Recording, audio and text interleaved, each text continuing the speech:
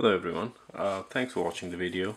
Uh, this video is going to be about one of my latest acquisitions, and that is the IWC Portofino Automatic.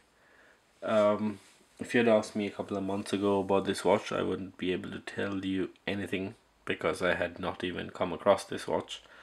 But while I was looking for a rose gold dress watch, this just popped up and I couldn't stop looking at it. It was everything that I wanted at maybe 1/3 of the price of that one, which was the Patek 5196.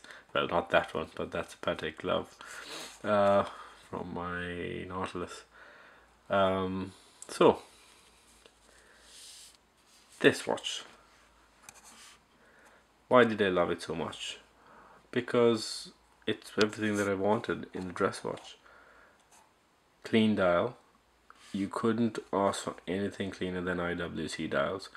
Unfortunately, they cluttered up the re-release of this one by putting the seconds on the dial. So it says 65, 10, 15, 20, 20, 5, 30. I really don't know the point of having that on a dial. It just clutters it up. It's in red. If it's going to be a red dress watch, let it be a dress watch. If you're going to put red markings, do it on a sports watch. Don't clutter a dial, in my opinion. Why else did I like it? The size. I think these are around 39 or 40 mil. But on the wrist, because of the curved lugs, it is really nicely done.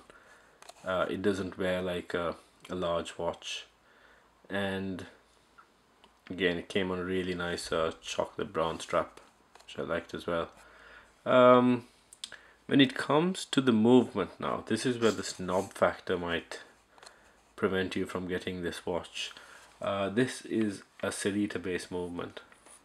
Shock horror in a collection with Patek Nautiluses and Rolex Daytonas and AP Royal Oaks. I have a Celita based movement.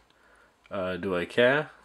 Not in the slightest, because I don't really mind the fact that I'm just going to give it a shake. Don't really mind the fact that this is not an in-house moment, and it's a dress watch. It's not something that I bought for the watchmaking side of things. I bought it because I liked the way it looked. And I've had the IWC Portuguese, and IWC does get a lot of bad publicity for using ETA based or non-in-house movements, but you have to hand it to them. The Portuguese chronograph, some of the big pilots, well, some of the pilots, not necessarily the big pilot, and this specific Portofino, I think they got this spot on. Clean dial, beautiful classic tapered lugs, just perfect round case, and these hands, they're really elegant. And it's got a date, and it's not a date that really distracts you from the dial. It fits in really well. No loud outline, just cut out really nicely and elegantly on the dial, and that's it. So while I'm talking about this watch, I suppose it's appropriate to start talking about the idea of gold watches. Never really liked the idea of a gold watch.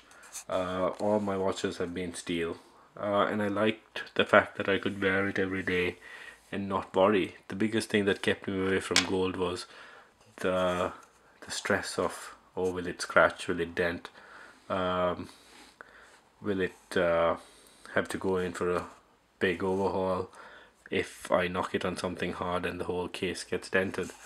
That was actually one of the other reasons that I went for this one, because if I had spent close to, say, 20,000 on a Patek Philippe Nautilus and I dented it, I'm guessing that's going to cost me a lot more than denting this IWC. Most likely the refinishing of a case on a Patek is probably going to cost similar to what this entire watch costs. That is something that you need to take into consideration when buying a gold watch. Stainless steel is significantly harder than rose gold. Platinum is an option, and I might consider the 5196P at some stage, because platinum isn't as soft as rose gold, and the 5196P is a different watch altogether from the 5196.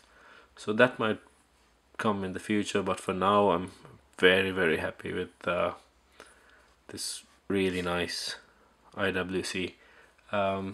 Most people that look at my collection consider this the oddball in my collection, because the whole movement issue and the fact that it's an IWC, and I did consider loads of other watches, but anyway, this is what I ended up with, and love to know what you guys think of it. If you have any questions, leave a comment below, and do subscribe, and I'll keep some videos, keep coming up with some new videos. Thanks.